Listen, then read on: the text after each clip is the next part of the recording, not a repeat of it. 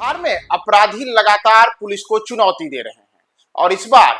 दिन दहाड़े 20 लाख रुपए से ज्यादा के जेवरात लूट करके एक आभूषण दुकान को निशाना बनाया गया है। नमस्कार, मैं हूं प्रियदर्शन और आप देख रहे हैं न्यूज फॉर नेशन। और लूट की यह बड़ी वारदात पटना जिले से सटे वैशाली जिले में हुई है, जहां दिन दहाड़े अपराधियों ने एक आभूषण दुकान को निशाना बनाया है और लाखों रुपए के जेवरात लेकर के फरार हो गए हैं। दरअसल लूटपाट की यह घटना हाजीपुर के गरौल थाना क्षेत्र के अंतर्गत गरौल बाजार में हुई है। बताया जा रहा है कि यहां गरौल बाजार थाना क्षेत्र से महज कुछ दूरी पर ही स्थित एक सोने चांदी की दुकान को अपराधियों ने निशाना बनाया। बाइक पर आए अपराधियों ने सबसे पहले दुकान में जाकर के वहां जितने भी लोग थे उन सबको अपने कब्जे में लिया और उसके बाद सोना चांदी के करीब 20 लाख रुपए के जेवर हथियार के बल पर लूटकर फरार हो गए। अपराधियों ने लूटपाट की इस घटना को अंजाम देने के दौरान हथियार भी लहराए और लूट की घटना को बड़ी आसानी से अंजाम देने के बाद तमाम जितने भी दुकान में वहां पे सोने चांदी के आभूषण रखे थे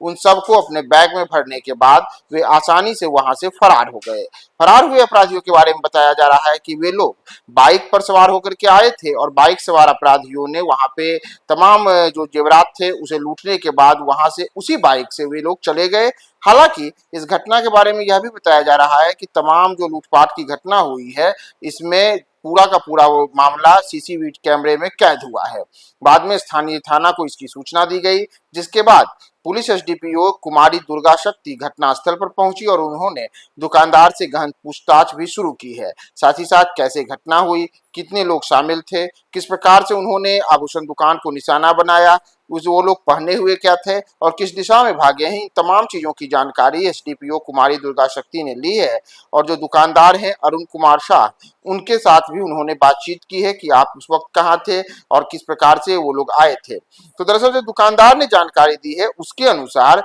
दो बाइक पर सवार होकर के करीब आधा दर्जन बदमाश आए थे। उन सब के पास करीब करीब हथियार था और उन सब लोगों ने दुकान में घुसने के बाद सीधा लूटपाट की घटना को अंजाम दिया। और दुकानदार ने बताया कि दुकान में वो बैठे थे, इस दौरान अचानक से जब आधा दर्जन बदमाश हथियार लेकर के दुकान में घुसे तो सब लोग जब तक कुछ समझ पाते उसके पहले ही उन्होंने सबको बंधक बना करके और लूट की इस घटना को अंजाम दे करके आराम से वो करीब 20 लाख रुपए के आभूषण लेकर के वहां से फरार हो गए। अब पुलिस इस पूरे मामले के बाद जो दुकान और साथ ही साथ जो गरौल बाजार थाना क्षेत्र के आसपास लगे हुए तमाम सीसीटीवी कैमरे हैं उसे खंगाल रही है कि ये अपराधी कौन से लोग थे, कहां से आए थे और किस दिशा में भागे हैं। साथ ही साथ यह भी देखा जा रहा है कि उनके जो कह सकते हैं कि मोबाइल है तो मोबाइल डाटा भी डंप किया जा रहा है, जिससे यह पता चल सके कि इस अपराध की घटना में कौन से लोग शामिल हो सकते हैं। तो अनुसंधान के क्रम को पुलिस के द्वारा शुरू किया गया है, लेकिन तमाम चीजों के बीच एक बड़ा सवाल